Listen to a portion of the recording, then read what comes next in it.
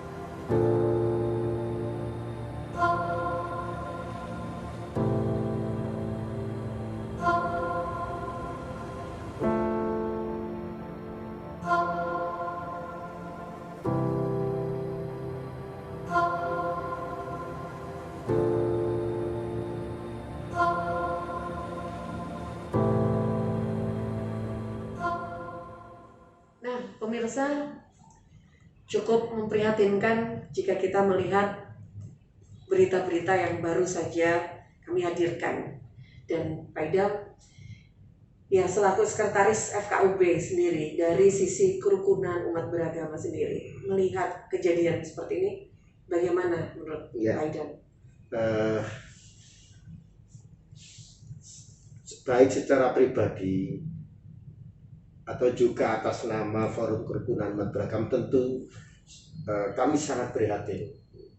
Ini peristiwa yang cukup menyedihkan bagi saya secara pribadi, juga bagi upaya kita dalam menjaga, memelihara kerukunan umat beragama. Ini sangat mencederai, sangat mencederai.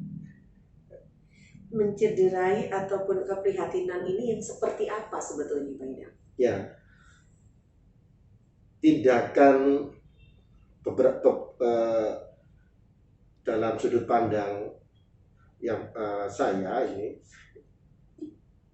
ada beberapa cara atau sudut pandang yang bisa saya sampaikan ini. Pertama, tentang perilaku, ya, apa yang dilakukan oleh anak-anak. Pertama ini pelakunya anak-anak, ya. Yang kedua adalah dalam konteks perilaku sosial, ya. Dan yang ketiga, peristiwa ini harus juga dikaitkan dengan konteks kebangsaan. Nah, dalam hal ini semuanya menurut saya sangat memprihatinkan dan sangat mengejutkan. Yang pertama, ini anak-anak. Hal yang lumrah biasanya kalau anak-anak itu kan takut ya dengan makam gitu. Makam itu kan persepsi di anak-anak itu kan mengerikan, menakutkan gitu. Maka kalau dikaitkan dengan perilaku anak-anak, maka peristiwa di Solo ini menjadi janggal. Anak-anak kok tidak takut dengan makam. Nah, ada beberapa dugaan saya, ini mohon maaf ini. Dalam perspektif teori itu ada beberapa kemungkinan.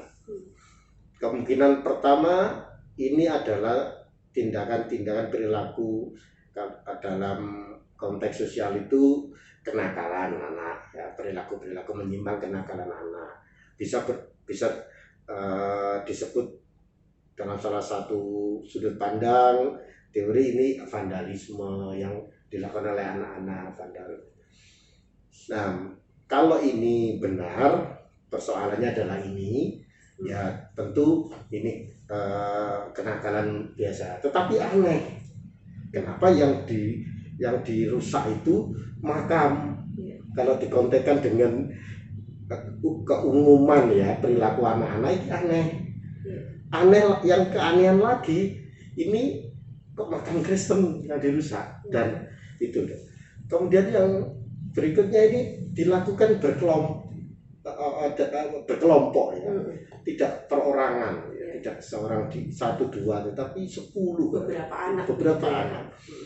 Artinya ini adalah perilaku kolektif. Kalau dalam sudut pandang perilaku sosial, ini perilaku kolektif. Saya agak tidak yakin dengan dugaan yang pertama, ya. Kenapa yang disasar makam dan makam Kristen, ya. Dugaan saya yang kedua, misalkan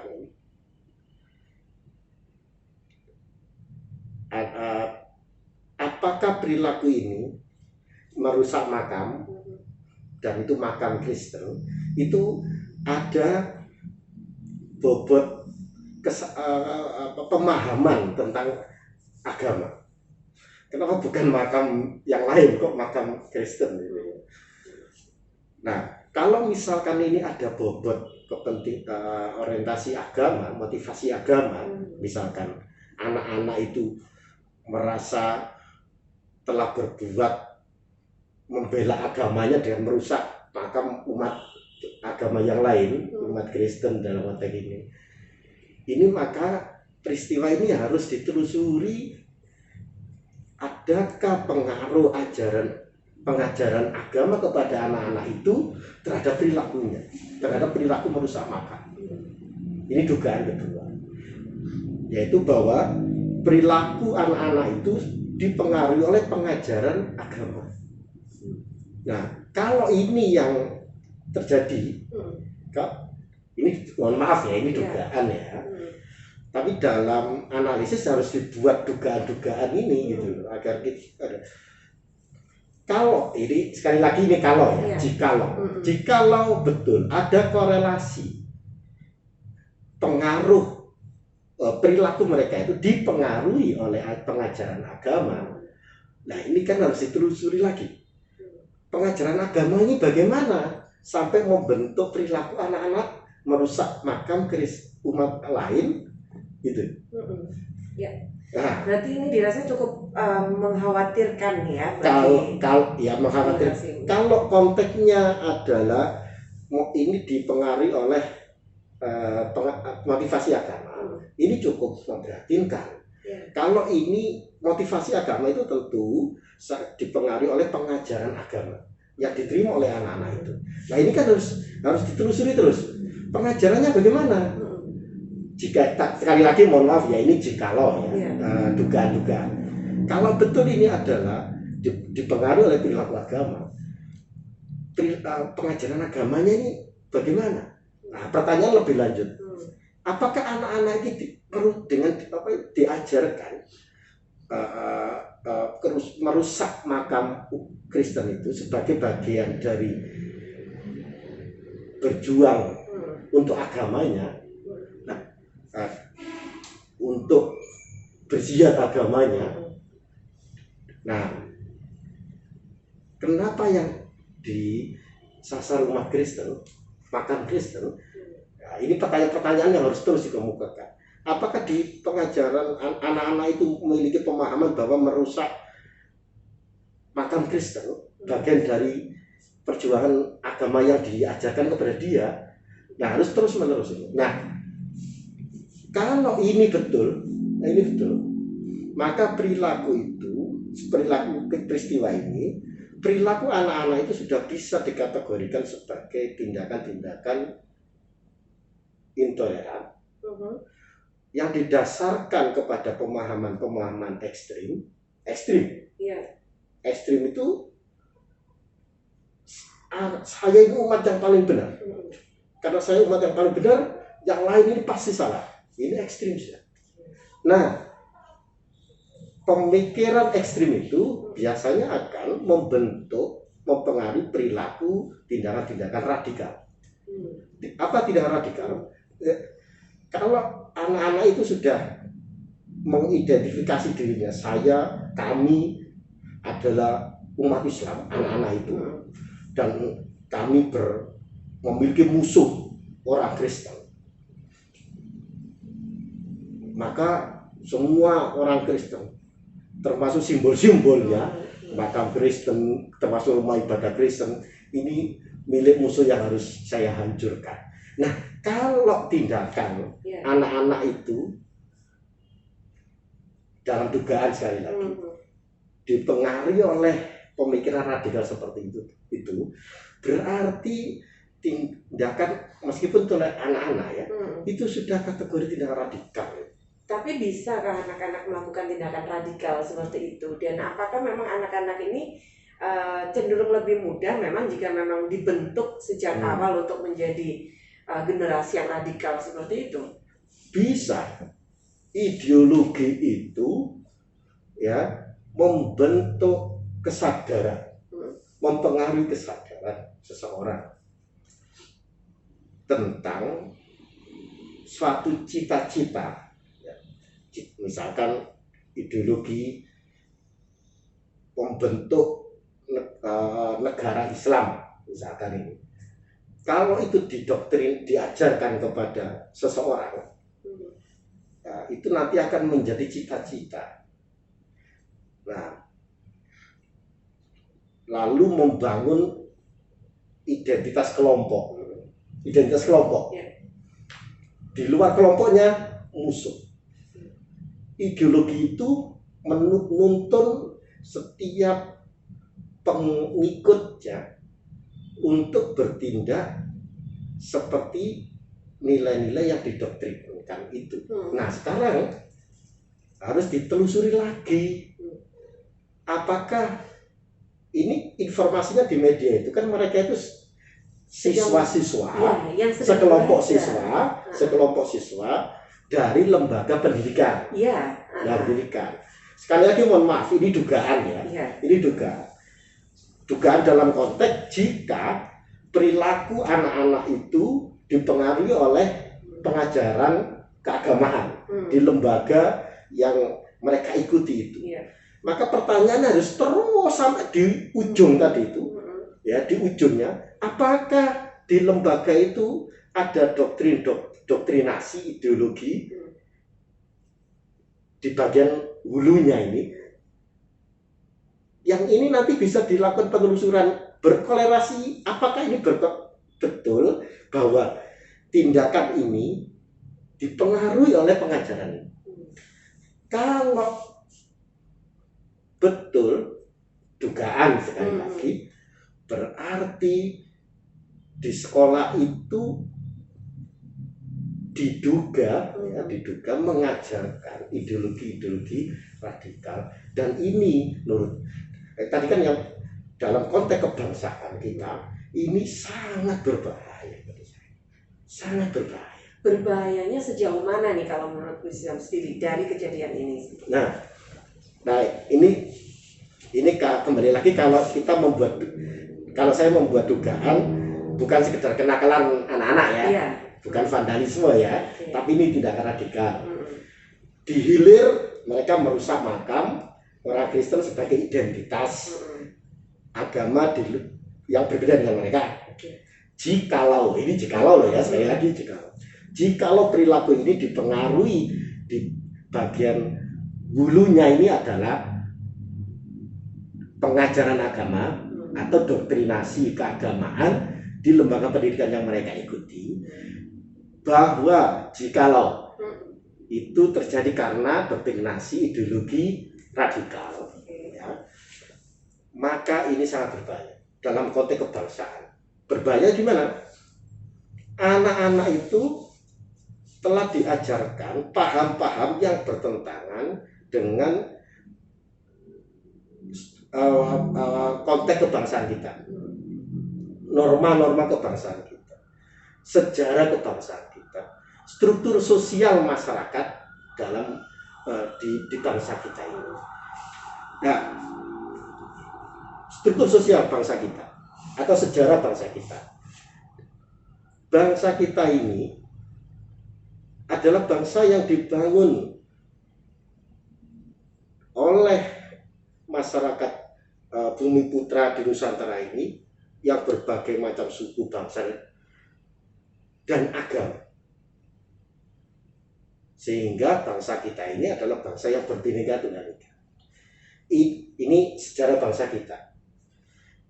Dalam perilaku sehari-hari ya, perbedaan-perbedaan ini harus difahami sebagai norma-norma, harus diterima. Kalau kita bangsa mengaku sebagai bangsa Indonesia, harus menerima kenyataan ini. Norma-normanya harus kita terima, nilai-nilai harus kita terima, dan harus setiap orang yang hidup ini harus mengikuti norma-norma ini. Apa norma-normanya? Sebagai bangsa yang berbeda-beda tadi itu, kita ini harus menerima kenyataan bahwa kita sama, di umat Kristen juga punya hak untuk hidup di Indonesia, orang Islam sama juga punya hak untuk hidup di Indonesia, orang Buddha, orang Hindu pun sama, orang Konghucu punya hak yang sama. Maka tidak boleh ada sikap-sikap ekstrim ya yang saling memusuhi. Ini norma. Nah, kalau setiap bangsa Indonesia, anak-anak itu harus diajarkan norma-norma ini, diajarkan norma-norma itu agar menjadi orang Indonesia yang berbineka. Orang cirinya apa? Berbineka tunggal ika tadi. Kalau diajarkan yang berbeda dengan ini, nah ini kan sudah bertentangan. Itu diajarkan orang Kristen musuh, si Kristen mengajarkan orang Islam itu musuh. Ini bertentangan dengan norma-norma ini, dan ini berbahaya. Itu yang pertama. Yang kedua, dalam perilaku sehari-hari, Pancasila itu sudah menuntun norma-norma kebangsaan kita ini, menuntun keharusan-keharusan setiap masyarakat ini memiliki tepos liro. Bahasa yang lain toleransi. Apa toleransi? Saya seorang muslim. Saya harus meyakini agama saya ini, keiman saya ini, dan untuk menjadi muslim 100%. Muslim yang kafah. Tapi dalam hubungan sosial, saya harus memahami bahwa di luar sana ada orang Kristen yang juga meyakini bahwa Kristen itu benar 100%. Dia memahami agamanya benar. Oh, di luar itu ada orang Katolik yang juga meyakini agamanya 100% dan ingin menjadi Katolik yang baik. Demikian juga Hindu. Maka nilai norma-norma yang harus diajarkan untuk menjadi orang Indonesia yang menerima kenyataan ini adalah toleransi itu. Ya, itu. Maka ini yang harus diajarkan. Toleransi ini siapa saja yang harus melaksanakan dalam lingkaran ini untuk menjaga? Setiap orang Indonesia yang mengaku orang Indonesia, karena ini sebagai nilai-nilai kebangsaan kita, semuanya harus mengikuti ini. Maka pendidikan ini juga harus mengajarkan ini. Nah, kalau mengajarkan intoleran, berarti ini ajaran yang bertentangan dengan konteks kebangsaan kita. Nah, kalau anak-anak sudah diajarkan intoleran, berarti anak-anak ini kan sudah diciptakan untuk menentang kenyataan kebangsaan kita. Nah, ini kan berbahaya, sehingga tindakannya jadi radikal. Ya, berarti dengan kejadian di Solo ini dan yang bertanggung jawab terhadap apa yang sudah dilakukan oleh anak-anak ini bukan hanya anak-anak itu sendiri juga. Ada peran pengajar di sana, ada peran masyarakat atau lingkungan sekitar, dan juga orang tua dari anak-anak ini sendiri. Jadi apa yang harus dilakukan dalam lingkaran itu? Betul. Tapi sekali lagi ya, ini dugaan ya, ini dugaan. Saya tidak membuat kesimpulan ya, ini dugaan. Nah, jika betul dugaan saya itu ya, ini harus apa yang terjadi di Solo ini harus menjadi lampu kuning peringatan bagi seluruh masyarakat bangsa Indonesia bahwa ada proses-proses perilaku kelompok perilaku anak-anak itu yang sudah radikal, keras, yang dipengaruhi oleh pendidikan keagamaan yang keras. Pertanyaannya begini, jangan-jangan pengajaran radikal itu tidak hanya di Solo saja kan? Ini kan menjadi warning gitu, menjadi warning. Nah, sekarang padahal proses doktrinisasi itu butuh waktu, butuh proses. Betul. Nah, itu warningnya di situ. Ini sekali lagi dugaan ya. Jangan-jangan pengajaran agama yang radikal itu tidak hanya di tempat itu saja. Nah, yang pertanyaan kedua begini, perilaku seseorang itu juga dipengaruhi konteks sosial masyarakatnya. Mengapa itu sampai terjadi? Nah, beberapa kemungkinan masyarakat ini sudah acuh tak acuh dengan persoalan ini. Acuh tak acuh alah, gitu kan? Atau mungkin memang kekuatan dari gerakan radikal itu sudah makin banyak, makin luas. Ini kan jadi sudah warning. Nah, jadi yang harus dilakukan seperti apa nih, Pak? Ini tidak bisa, ini harus dilakukan oleh keseluruhan elemen masyarakat yang ingin NKRI ini tetap tegak dalam prinsip-prinsip Bhinneka Tunggal Ika, yang Pancasila yang berbhinneka tunggal ika dan sebagainya. Ini dalam budaya toleran asli kultur orang-orang Nusantara ini yang tepos loro dan sebagainya. Nah, dan ini harus seluruh. Pertama, pemerintah ini yang punya kewenangan. Ini harus ambil tindakan yang strategis. Contoh. Ini kan dilakukan doktrinasi, dilakukan di lembaga pendidikan. Ya, lembaga pendidikan yang di luar lembaganya, tapi dilakukan pembelajaran di area makam sehingga anak-anak ini kan beraktivitas di akhirnya di dekat makam tersebut juga. Misalkan dinas-dinas pendidikan, Kementerian Pendidikan. Peranan dari dinas pendidikan dan kementerian ya. Harus pertama secara umum pemerintah ini jika ini betul dan jika betul ini menjadi lampu kuning, ini harus menjadi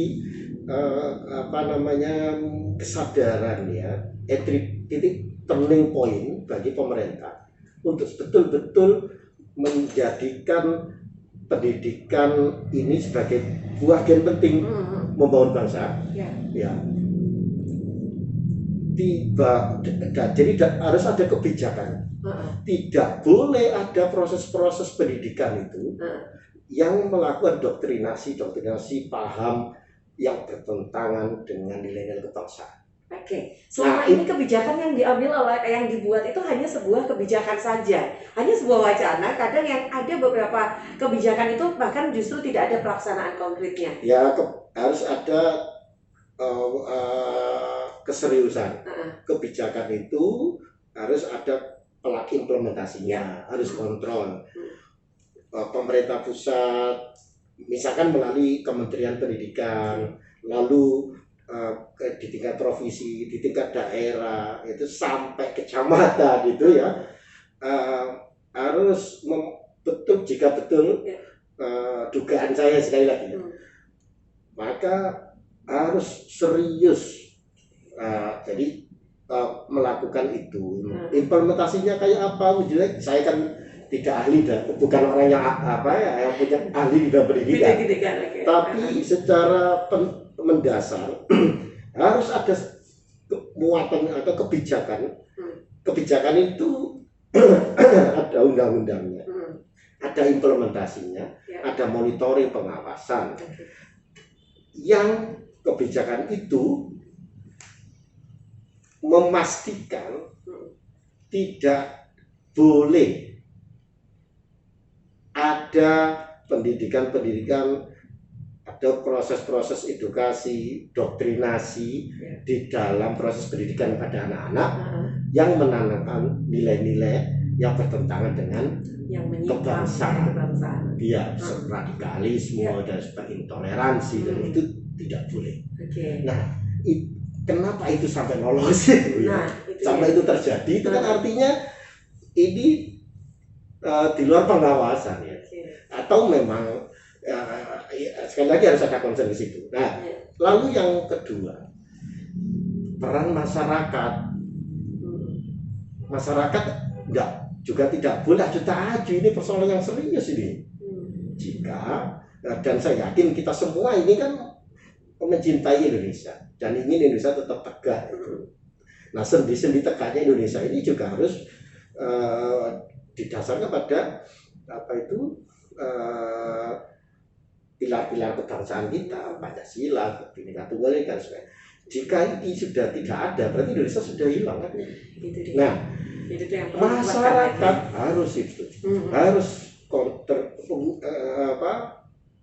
tidak boleh acuh-acuh dengan besar. Nah, yang menariknya itu dilakukan atas nama agama, maka tokoh-tokoh agama juga tidak boleh acuh-acuh. Berbagai lini peranan masyarakat, tokoh agama, pemerintah bahkan ini yang memang harus berkolaborasi semua untuk menguatkan kembali sendi-sendi kebinekaan ya. Itu melalui kebijakan, implementasinya, monitoringnya, dan penanaman perilaku, dan juga punishment bagi individu, kelompok, organisasi, lembaga-lembaga yang bertentangan dengan arah kebijakan itu, harus ada punishment dong. Nah, itu dia. Dicabut izinnya, dibubarkan bila perlu, karena ini sudah tindakan radikal yang bertentangan dengan arah kebangsaan. Diproses hukum dong. Punishment dengan proses hukum, tapi tetap menyesuaikan dong ya. Ya, ada payung kebijakannya tentu. Tentu harus ada payung kebijakan. Ya, sehingga Ya. sekali lagi ini tidak bisa dilakukan sendiri-sendiri, Oke. harus semua komitmen. Baik. Termasuk tadi terakhir, Ya. tadi penjelasan saya, karena ini berurusan dengan kehidupan keagamaan ya, tokoh-tokoh agama harus berperan ya. Oke. Di ulama ya, pendeta, pastor itu harus terlibat. Nah, dalam usaha-usaha untuk menjaga kerukunan ya, dan menjaga tidak berkembangnya paham intoleran itu, Pak, dan juga radikal ya. Oke, baik. Nah, sekarang kita mengerucut kepada Sidoarjo nih. Masih ada sisa waktu sedikit kita ngobrol dulu, Pak Idam. Terkait Sidoarjo sendiri kondisinya seperti apa sejauh ini? Saya ini ya. Begini asumsinya. Setiap perubahan itu sangat mungkin terjadi, sangat mungkin terjadi. Nah, apakah di Sidoarjo sangat bisa terjadi? Ya. Kehidupan sosial itu tidak ada di dalam ruang sosial yang kosong. Dinamis ya. Dinamis. Artinya bisa saja di Sidoarjo juga terjadi. Nah, sekarang apakah ada potensinya ke situ? Kira-kira? Secara sosiologis, Sidoarjo ini untuk 20 tahun terakhir ini pertumbuhan masyarakatnya sangat tinggi karena urbanisasi. Dorongan industrialisasi ini menyebabkan urbanisasi sangat tinggi. Urbanisasi ini sangat memungkinkan Sidoarjo ini beragam orang datang ke sini. Orang itu juga sangat mungkin membawa paham-paham keagamaan dan lain-lain yang beragam juga. Maka sangat mungkin juga benih-benih potensi radikal itu dibawa oleh masyarakat urban itu ke Sidoarjo. Kalau sejarah masyarakat Sidoarjo sejak Rajegala, kemudian pengaruh Kerajaan Majapahit. Pada masa Kerajaan Majapahit, Sidoarjo ini ada kehidupan keagamaan, dua agama, Hindu Siwa dan Buddha, itu yang hidup harmoni. Nah, dikit Mas ya, harmoni. Nah ini. Lalu pada masa pengaruh Islam, mundurnya Majapahit, masuknya ke pengaruh Islam karena berdirinya Kerajaan Demak, Sidoarjo ini mulai menyebar Islam. Nah, dan seperti juga pada masa Kerajaan Majapahit, antara Hindu Siwa dan Buddha ini juga tidak ada konflik. Setelah masuknya Islam di sini, Islam dengan Hindu di Sidoarjo loh ya, ini juga tidak ada catatan secara konflik. Sampai sekarang di Sidoarjo ini kan masih ada candi-candi, di Candipari, di Poro, dan ada masyarakat Hindu di beberapa lokasi di Sidoarjo ini yang memiliki pertawatan sejarah Hindu di era Kerajaan Majapahit. Sekarang masih ada di wilayah Krembung, di wilayah Porong yang barat itu ya, Prambon, itu ada orang-orang Hindu asli di sini. Dan sampai sekarang hidup harmoni dengan orang Islam. Nah, pada masa menguatnya orang Islam di Sidoarjo, muncul pondok-pondok pesantren, muncul masjid dan sebagainya. Pada sekitar tahun 1000, saya lupa tahunnya ya, tapi lama sekali. Pada masa 1800-an itu berdirinya Kabupaten Sidoarjo. Kabupaten Sidoarjo itu di daerah Jetis itu dibangun Masjid Abror. Jetis itu Masjid Abror, masjid tertua di Sidoarjo. Di baratnya itu di Sidokare itu ada sejarah munculnya Kristen di Sidoarjo. namanya GKJ. Di era kemudian di daerah Kerembung itu ada juga ini apa namanya gereja GKJ ini. Pada masa pemerintahan berikutnya, ini masih era lama, itu dibangun gereja GKJW di Waru, diresmikan oleh pemerintah. Ini sebelum kemerdekaan ya. Nah, ini kalau dari Jetis itu kita ke timur itu ada Kelenteng, umurnya sama dengan kira-kira dan umurnya Kabupaten Sidoarjo. Itu orang-orang Buddha, orang-orang Tridharma, Buddha Tridharma dan etnis Tionghoa itu ada di situ, dekat sekali dengan Jetis. Maka sebenarnya Sidoarjo ini sejak dulu ada sejarah kerukunan. Nah, 90 akhir ke sini industrialisasi ini telah menarik urbanisasi yang menyebabkan masyarakat Sidoarjo makin heterogen. Nah, heterogenitas ini bisa jadi membawa heterogenitas juga dalam pemahaman agama. Nah, kalau tidak ada integrasi di Sidoarjo antara orang-orang pendatang yang membawa pemahaman baru, maka akan sangat mungkin ini ada potensi-potensi ketegangan benturan. Nah, sekarang harus ditelusuri. Ya.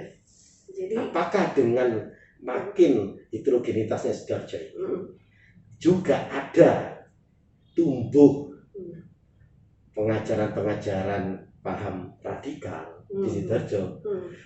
Asumsi saya, dugaan saya, semakin heterogen di Sidoarjo, potensi itu sangat terbuka. Semakin terbuka. Okay. Sangat terbuka. Oleh karena itu, pemerintah daerah Sidoarjo, umat beragama termasuk KUB, ini harus berhati-hati, harus jeli, dan harus cermat membaca ini. Kalau ada potensi itu, nah ini harus menjadi langkah bersama juga. Jangan sampai muncul peristiwa di Solo itu di Sidoarjo. Oke. Jadi sudah siap dengan langkah-langkah preventifnya ya? Harus ada langkah-langkah preventif. Harus ada di Sidoarjo. Dan ini menurut saya juga peristiwa di Solo ini harus menjadi peringatan bagi kita yang di Sidoarjo. Peringatan agar tidak ada potensi radikal yang tumbuh di Sidoarjo ini. Harus jadi peringatan bersama. Kalau sudah jadi peringatan bersama, kepedulian kita harus muncul. Tidak boleh kita lalu mengabaikan ini. Gitu. Baik. Ya ini seru sekali seperti ya diskusinya. Tapi sekali lagi ini terbatas ini dugaan ya. Sekali lagi ini perlu garis bawahi dugaan. Ini dugaan. Tapi kalau benar berbahaya ini. Kalau benar di Sidoarjo ini ada, ini sekali lagi dugaan. Kalau benar ada, nah ini bahaya Sidoarjo ini. Tapi potensi itu apakah ada dengan heterogenitas yang tinggi? Ya itu. Ini ada besar kemungkinan, kemungkinan. Oke, berarti FKUB juga harus semakin dikuatkan dong kerukunan antar umat beragamanya dan semakin kuat. Penyebaran paham-paham kerukunan itu dilakukan oleh FKUB sampai ke masyarakat tingkat bawah, sampai di bawah. Membangun norma-norma toleransi, tepos liro itu harus menjadi perilaku. Kami di Sidoarjo ini, FKUB ini membangun itu, pertama mengintegrasikan seluruh umat beragama untuk memiliki karakter dan visi keagamaan yang sama. Apa? Moderat, toleran, dan mau bekerja sama satu sama lain dalam tujuan negara kesatuan Republik Indonesia ini. Jadi umat beragama tidak boleh anti NKRI.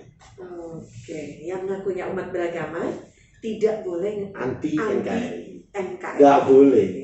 Anti toleran tidak boleh. Karena itu sudah bertentangan dengan nilai-nilai kebangsaan. Kami di FKUB kerja keras untuk membangun itu menjadi norma, menjadi perilaku, menjadi nilai-nilai yang berkembang dan menjadi semangat bersama. Oke, baik. Yang jelas NKRI harga mati gitu ya. Oke. Baik. Ya, aduh, waktunya terbatas sekali, tapi mudah-mudahan kita nanti akan diskusi lagi tentunya dengan topik-topik yang lain. Akan kita hadirkan juga untuk juga berbagi juga dengan seluruh pemirsa juga seluruh masyarakat Sidoarjo. Saya tulis baik. satu habis kali, boleh? Closing Pesan? statement? Oke. Oke, silakan pesannya untuk masyarakat Sidoarjo, silakan. Atas peristiwa ini kami sangat berharap pemerintah daerah Solo ya bisa mengambil tindakan yang tepat sesuai dengan arah kebangsaan yang sama di dalam payung perundang-undangan yang berlaku, dan saya sangat berharap ini ada tindakan yang betul, yang benar, yang tegas yang dilakukan oleh pemerintah Solo. Yang kedua, pada seluruh bangsa Indonesia ya, kita harus tetap teguh menjaga tegaknya NKRI ini dengan menolak paham-paham intoleran, paham-paham ekstrim, apalagi tindakan-tindakan radikal yang dipengaruhi oleh paham-paham ekstrim itu. Kita harus memiliki kesamaan itu dan memiliki visi yang sama tentang itu. Seluruh umat beragama harus punya visi yang sama. Anda beragama, Anda beriman, Anda harus cinta NKRI. Semua yang sama. Ketika bagi masyarakat Sidoarjo, pemerintah Kabupaten Sidoarjo, tokoh-tokoh agama, kita juga menjadikan ini sebagai pelajaran, warning, jangan sampai di Sidoarjo terjadi peristiwa di Solo ini ya, harus menjadi komitmen bersama pemerintah daerah, Bapak Bupati, tokoh-tokoh agama, termasuk KUB harus mengambil langkah-langkah yang tepat, deteksi dini. Bila perlu nanti kita dorong menjadi semacam peraturan atau kebijakan di tingkat daerah untuk dalam rangka menjaga kerukunan dan kondisivitas di daerah, agar penyebaran paham-paham radikal ini tidak terjadi di Sidoarjo. Karena sekali lagi sangat mungkin muncul juga di Sidoarjo. Tapi saya berharap ini jangan sampai nggak boleh terjadi. Ya, harapannya Sidoarjo tetap kondusif ya, aman. Oke, baik. Semua orang Sidoarjo cinta NKRI. Ya. Bisa toleran. Baiklah, baik Pak Idam, terima kasih banyak atas waktunya untuk sharing, untuk berbincang juga pada kesempatan kali ini. Semoga selalu diberikan kesehatan, salam sukses selalu untuk Pak Idam ya. Sampai jumpa lagi. Assalamualaikum. Waalaikumsalam warahmatullahi wabarakatuh. Ya, pemirsa, demikian berbincang terkait dengan kejadian di Solo beberapa waktu yang lalu, dan sesuai dengan apa yang disampaikan oleh Pak Idam bahwa umat beragama harus cinta dengan NKRI. Jangan lupa ya. Dan tentunya Anda juga jangan lupa untuk memberikan like terbaik Anda, komentar-komentar di channel FKUB, terutama di video ini juga, termasuk di video ini juga. Dan jangan lupa untuk share seluas-luas ya video-video yang kami hadirkan di channel FKUB Sidoarjo. Kalau saudara-saudara semua, Bapak Ibu, Anda subscribe, like video-video kami, Anda termasuk cinta NKRI. Termasuk cinta NKRI. Luar biasa. Baik, sampai jumpa lagi di video-video lainnya. Saya Tika Amsar bersama dengan Frankie dan juga Fami di FKUB Media. Pamit undur diri. Sampai jumpa. Assalamualaikum. Salam sejahtera.